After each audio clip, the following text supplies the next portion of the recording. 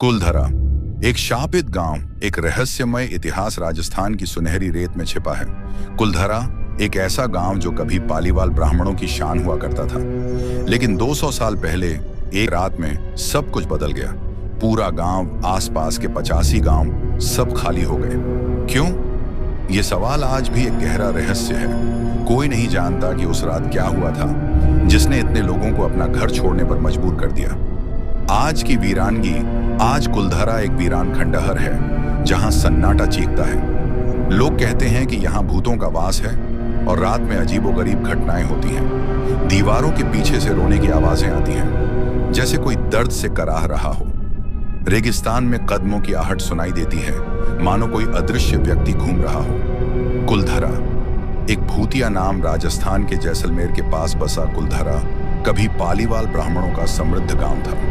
200 साल पहले एक रात में पूरा गांव और उसके आसपास के 85 गांव एक साथ खाली हो गए। क्यों? इसका जवाब आज तक रहस्य बना हुआ है। जैसलमेर से कुछ ही दूरी पर एक ऐसा गांव है जो सदियों से वीरान है। कहते हैं इस गांव पर एक भयानक श्राप है, एक ऐसा श्राप जिसने इसे हमेशा के लिए उजाड़ दिया। दीवान सलीम सिंह का अत्याचार बात उस समय की है जब दीवान सलीम सिंह का राज था। उसने गांव की एक सुंदर लड़की से शादी करने की जिद की। जब गांव वालों ने इनकार किया तो उसने उन्हें धमकाया। पालीवाल ब्राह्मणों का त्याग, अपने सम्मान को बचाने के लिए पालीवाल ब्राह्मणों ने एक साहसिक निर्णय लिया। उन्होंने रातों रात गांव खाली कर दिया। जाते जाते उन्होंने श्राप दिया कि यहां कभी कोई नहीं बस पाएगा।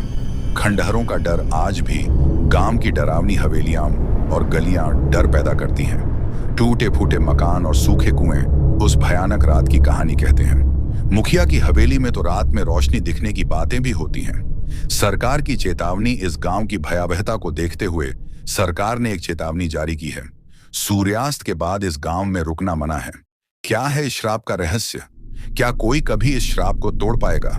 राजीव का रहस्य परिचय मिलिए राजीव कुमार से, एक ऐसा नाम जो पैरानॉर्मल की दुनिया में जाना जाता है। इस बार राजीव ने खुद एक चुनौती स्वीकार की है, एक ऐसे गांव का रहस्य जानने की चुनौती जिसके बारे में कहा जाता है कि वहां रात बिताना मौत को दावत देना है।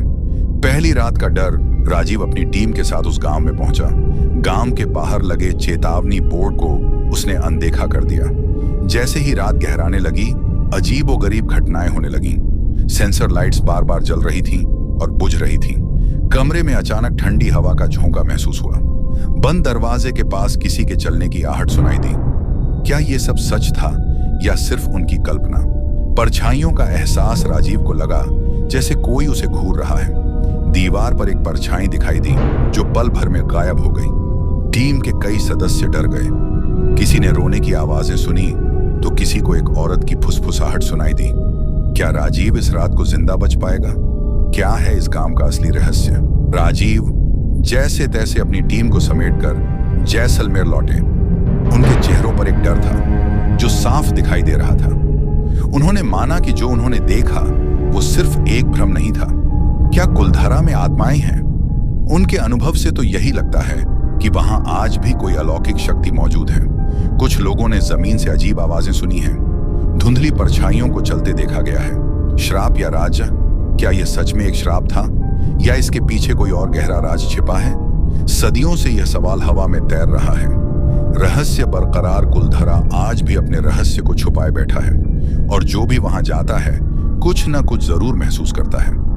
क्या आप भी उस रहस्य का अनुभव करने की हिम्मत रखते हैं?